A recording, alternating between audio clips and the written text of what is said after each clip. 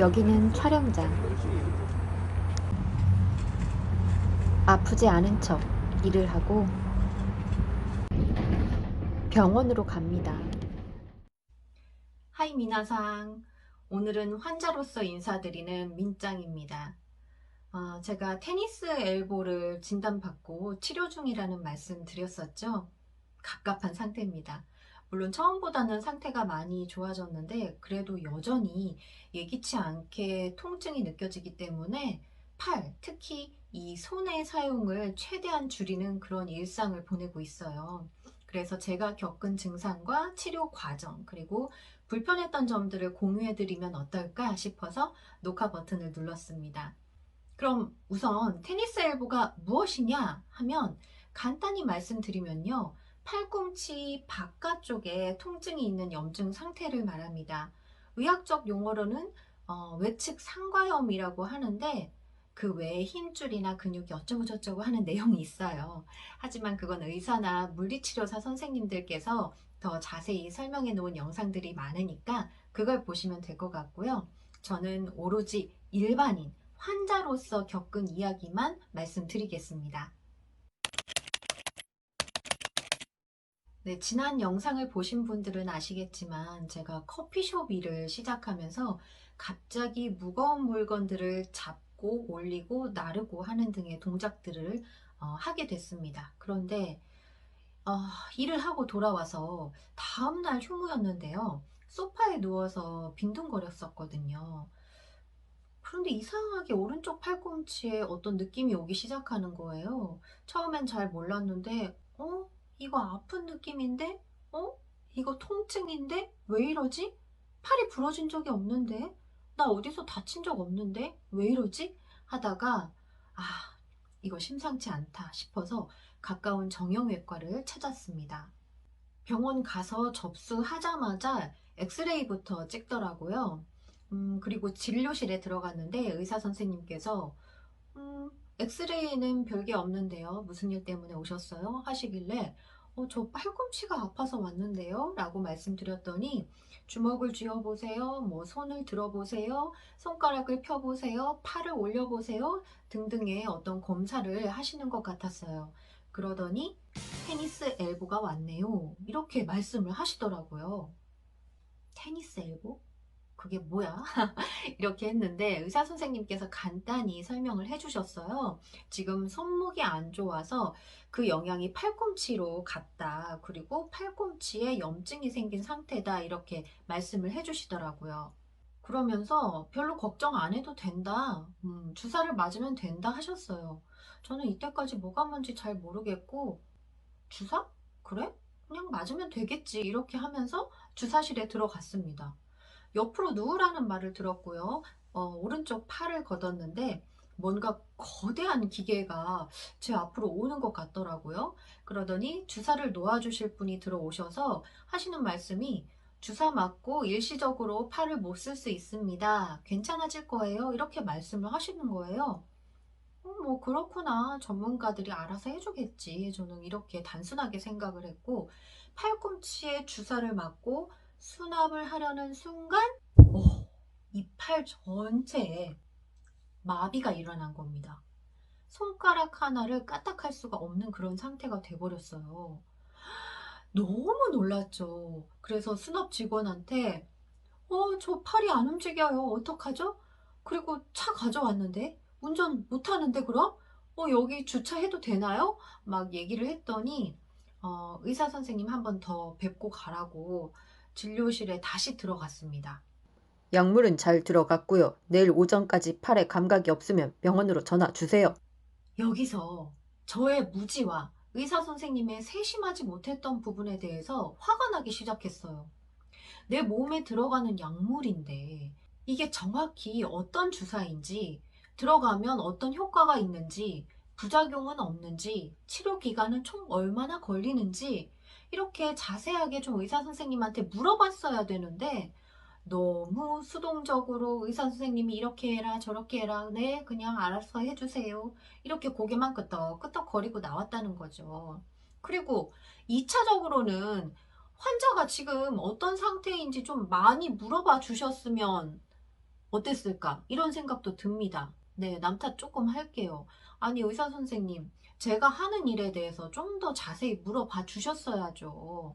내일 일을 하는지, 어떤 일을 하는지, 지금 쉴 수 있는 상태인지 등등을 좀 알아봐 주셨다면, 차는 가져왔는지, 운전해서 가야 되는지, 이런 걸 좀 알아봐 주셨다면 좋지 않았을까요? 네, 하지만 네, 여러분 내 몸은 내가 지키는 겁니다. 그러니까 여러분 진료실에 들어가서 질문하세요. 질문. 의사 선생님의 명령을 들으러 온 사람이 아니란 거죠. 물론 의사 선생님은 제 병을 치료해 주시는 아주 고마운 분이지만 저한테 필요한 건 내가 제일 잘 알고 있다. 이 생각을 항상 놓치지 않으시길 바라겠습니다. 저같이 바보같이 굴지 마세요. 아무튼 그날은 운전을 할 수가 없어서 팔이 마비된 채로 그냥 버스를 타고 집에 돌아왔고요. 팔꿈치 보호대를 그날 병원에서 구매를 했습니다. 지금 생각해보면 그때 바로 일을 그만뒀어야 되는데 다음날 팔의 감각이 돌아오면서 보호대를 차고 다시 일을 하러 갔습니다. 그리고 그 다음날 이제는 오른쪽뿐만이 아니라 왼쪽 팔꿈치에서도 통증이 똑같이 느껴지기 시작했어요. 곧바로 또 병원에 갔고 그때부터 충격파 치료를 받기 시작했습니다. 그리고 주에 2번씩 내원을 하면서 주사 치료와 충격파 치료를 이어갔습니다. 이게 총 한 달 동안 일어난 일이고요.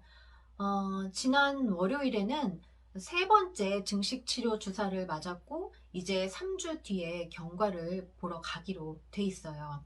주사는 총 4번을 맞았고 충격파 치료도 4번을 했습니다. 그리고 비용이 만만치가 않습니다, 여러분.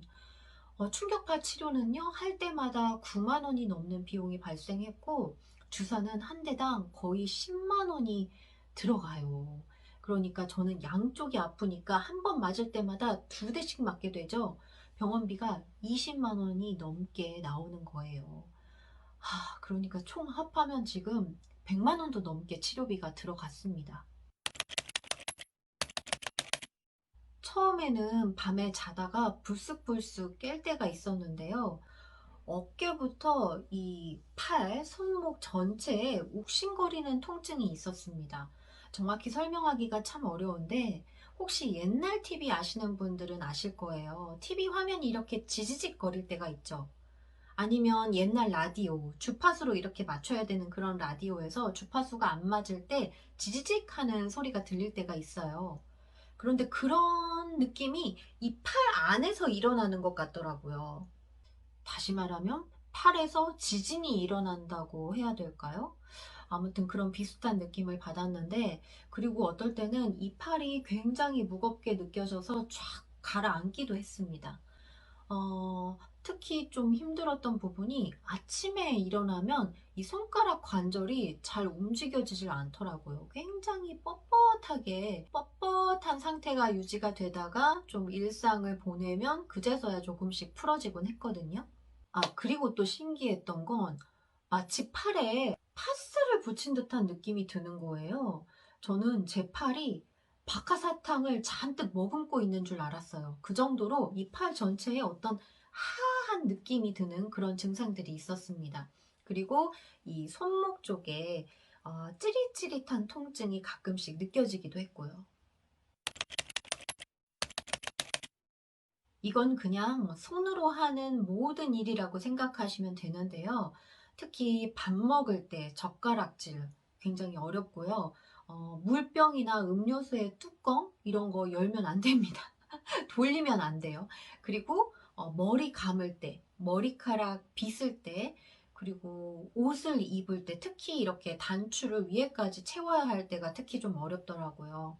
양치질 할 때, 네, 이 부분도 완전 힘 빼고 이렇게 슬슬슬 했습니다. 그리고 이제 외출을 하게 되면 현관문부터 열고 나가야 되는데 문을 밀 때는 그나마 괜찮아요. 뭐 엉덩이나 다리로 이렇게 밀면 되는데 어떤 건물에 가면 꼭 문을 당기라고 풀 이렇게 써 있는 거예요. 그때 정말 너무너무 야속했어요. 그 문짝이 힘들었고요. 무거운 짐을 들 수가 없으니까 장을 볼 수가 없었어요. 쿠팡을 주로 이용을 했는데 이게 또 바로 문 앞에 있는 택배를 집 안으로 옮기는 게 안 되는 거예요. 그래서 그것마저도 신랑이 다 해줬습니다. 그러니까 불편함이 어느 정도인지 아시겠죠? 여러 가지 노력들을 하고 있어요. 빨리 낫기 위해서 치료에만 전념을 하고 있는데, 먼저 청소, 빨래, 설거지, 이 세 가지는 절대 안 하고 있습니다. 덕분에 남편이 고생이 많아요. 그리고 보호대를 착용하는 거, 이것도 좀 하고 있는데 사실 매일매일 하는 게 쉽지가 않더라고요. 옷을 입고 벗을 때마다 계속 풀고 또 다시 차고 해야 되기 때문에 귀찮은 게 있기는 한데, 그래도 내가 좀 오늘 팔을 좀 써야 한다, 외출을 해야 한다, 그때는 꼭 보호대를 착용하고 있습니다. 그리고 팔 마사지 해주는 거, 이거 참 중요한데요. 물리치료사 선생님들이 저한테 많이 권해주셨어요. 이 팔꿈치를 기준으로 위쪽 부분을 이렇게 마사지 해주면서 풀어주고, 또 팔꿈치 아래쪽 부분, 이 아래쪽 부분을 이렇게 마사지로 풀어주는 게 중요하다고 하더라고요. 저는 기구를 이용해서 하고 있습니다. 괄사 마사지 하는 그 기계가 있거든요. 그래서 그걸 이렇게 문질러 주거나, 아니면 폼롤러에 대고 이렇게 둥글둥글 둥글려 줍니다. 그러면 이쪽이 쫙 풀어지는 느낌이 나면서 좀 부드러워지더라고요. 그리고 스트레칭을 해주고 있는데요. 이건 의사 선생님께서 꼭 해주라고 하셨어요. 하루에 100번씩 해주라고 했는데, 일일이 숫자를 세진 않았지만 정말 틈틈이 하고 있습니다. 어떻게 하냐?